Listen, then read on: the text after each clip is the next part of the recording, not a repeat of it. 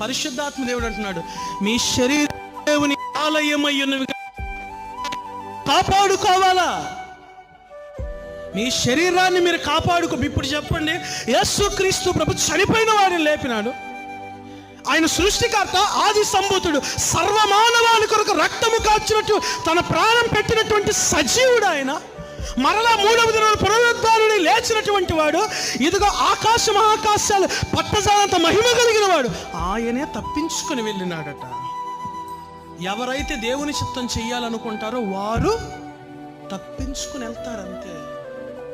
అయ్యా, నువ్వు చేతగానివుడు అవుతావు, బలహీనుడు అవుతావు, నక్కవు అవుతావు, కుక్కవు అవుతావు. మొరిగేవారు 100 మొరగనివ్వండి. మొరిగేవారు 100 మొరగనివ్వండి అమ్మా. యేసు ప్రభు తప్పించుకొని వెళ్ళినాడు. దావీదు తప్పించుకున్నాడు. యోసేపు తప్పించుకొని వెళ్ళినాడు.